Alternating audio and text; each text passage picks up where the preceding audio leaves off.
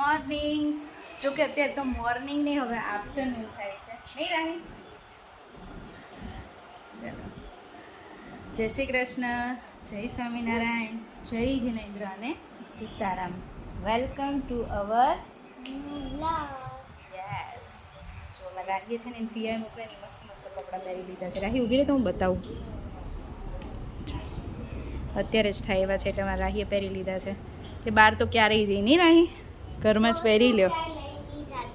ઓ ક્યાંય લઈ નહીં જતા. પણ આ ગરમીમાં રિયલીમાં ક્યાંય જવાની ઈચ્છા નથી થતી. આજે તો છે ને બહુ જ ગરમી, બફારો એટલો બધો છે ને. તો અત્યારે રોટલી કરીને પછી ફરીથી શાવર લઈને ફ્રેશ થઈને અત્યારે વિડીયો સ્ટાર્ટ. અમારે આજનું લંચ છે ભીંડાનું શાક, રોટલી, અથાણું ને છાશ. જય શ્રી કૃષ્ણ મમ્મી. જય શ્રી કૃષ્ણ. આજ તો ગરમીનું અત્યારે છે એક વિડીયો ચાલુ. આ તો ગરમી છે કાંઈ, બહુ જ ગરમી છે આજે. જય શ્રી કૃષ્ણ પપ્પા. અને અહીંયા અમારા અપેક્ષાબેનનો વિડીયો કોલ ચાલુ છે. જય શ્રી કૃષ્ણ. બહુ ગરમી છે ને ત્યાં, બહુ જ. રાહી બોલ બનાવ્યો એ બતાવજે અને કપડાં બતાવી ફિયાને તે પહેર્યા એ. હા નહીં, કાલ ડેડી મને પૂછતા હતા. જો આ રાહીએ કપડાં પહેર્યા દેખાય છે.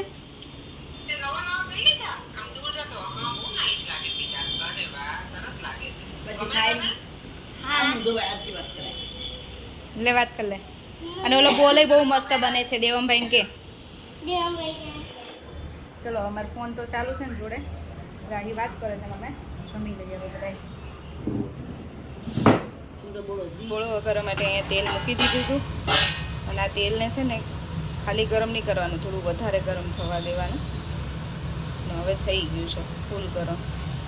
અને બોળો લઈ લીધો છે મમ્મીએ. મરી છે, લવિંગ છે, પછી મમ્મી સૂકા મરચાં, તજનો ટુકડો હતો ને, આખી મેથી છે, મેથીનો બોળો છે, થોડો રાઈનો બોળો અને મીઠું ભેળવી દીધું છે એમાં.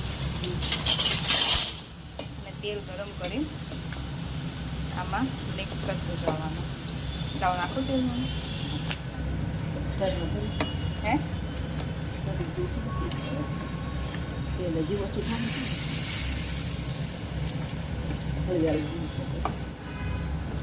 ગાયના કુરિયા અને વરિયાળી, ધાણાના કુરિયા અને થોડાક ધાણાના કુરિયા એ બધા પાછળથી નાખ્યા હતા. કેમ તો એ છે ને તેલ ગરમ હોય ને તો તરત બળી જાય.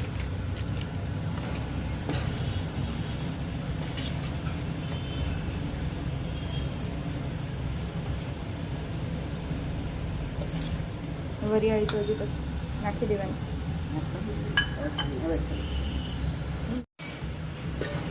બસ હવે આને છે ને ઢાંકીને થોડી વાર રહેવા દેવાનું. અને હળદર ને મરચું અહીંયા તૈયાર કર્યું છે એ પછી નાખવાનું. થોડુંક ઠંડુ થઈ જાય ને પછી, થોડુંક ઠંડુ થયું ને પછી હળદર અને મરચું નાખી દીધું હતું. બહુ ઠંડુ નહીં મમ્મી કે થોડુંક ગરમ હોય ને સેજ ત્યારે જ નાખી દેવાનું, એટલે કલર સરસ આવે અથાણાનો. અને તેલ હજી ઓછું લાગે છે તે તો ગરમ કરીને તેલ તો નખાય ગમે ત્યારે, એટલે એને તો કંઈ વાંધો નહીં. એવું લાગશે ને તો પાછું તેલ ગરમ કરી નાખી દેશે. નહીં મમ્મી? લાગે જ છે ઓછું. અને જે આમાં ગોળ નાખવાનો છે. જો આ બોળામાં છે ને પછી ગોળ આમ છરીએથી સમારીને પછી નાખ્યો તો ઠરી ગયો ને બોળો પછી. નહીં મમ્મી? અને હવે છે ને કેરીમાં ભેળવી દેવું છે.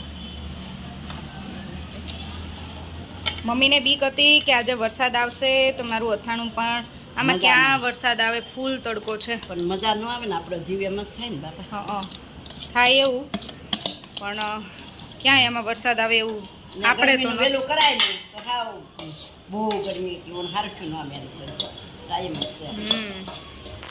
આજે છે ને બફારો બહુ છે, બહુ એટલે બહુ જ બફારો છે. એટલે મમ્મીને એ બીક હતી કે આ કેરીને સૂકવી છે, વરસાદ આવશે. મેં કીધું આપણે અમદાવાદમાં વરસાદ આવવાનો જ નથી તો હું ઉપાધિ કરવા આમ થાય. બધે વરસાદ આવી જાય ને પછી છેલ્લે અમદાવાદમાં આવે, ને અમદાવાદમાં બધા એરિયામાં આવી જાય ને પછી છેલ્લે અમારા નિકોલમાં આવે. બોળો વધારે હોય ને એમ જ મજા આવે મને તો. હજી તો આમાં તપેલામાં મમ્મી 2 દિવસ રાખશો ને? રાખવું જ પડે ને.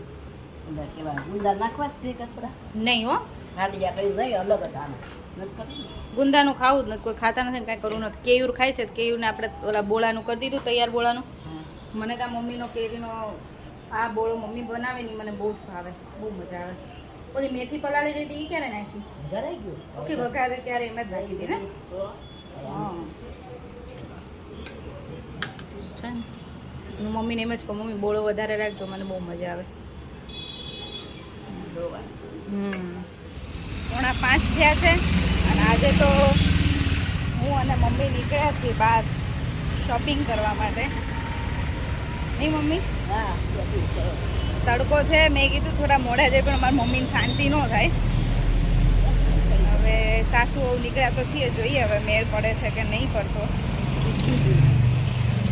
અમારો મેળ પડશે તો તમને બતાવીશું કે અમે શું શોપિંગ કરી છે. જઈએ છીએ અત્યારે. ને રાહીને શ્લોક કરે છે, પપ્પા ઘરે છે એટલે રમશે થોડી વાર, બંને ટીવી જોશે, ત્યાં સુધી અમે આવી જઈશું પાછા. જો હું મમ્મી ઘરે તો આવી ગયા અને કંઈ અમારો મેળ ના પડ્યો. અમારે જેવું ડ્રેસ મટીરિયલ લેવા ગયા હતા, જેવું જોઈતું હતું ને એવું ના મળ્યું, એટલે અમે જેવા ગયા હતા એવા ને એવા પાછા આવ્યા. રાહી ગરમીમાં તડકામાં ખાલી જઈને આવ્યા એવું કર્યું. અને છે ને દાદા પાસે છોકરાઓને મૂકીને ગયા હતા ને, તો જો દાદાએ મેગી બનાવી દીધી હે ને. પપ્પા ઘરે હતા, છોકરાઓ બી ઘરે હતા ને, તો પપ્પાએ પૂછ્યું એમને એમ કે આ લોકોને તો વાર લાગશે. પપ્પાએ પૂછ્યું હશે કે છોકરાઓ તમારે શું ખાવું છે, તમારી ભાવતી વસ્તુ ખાવી છે? મારી રાહી બેન તો કે હા દાદા મેગી ખાવી છે. દાદાએ મેગી બનાવી દીધી હે ને.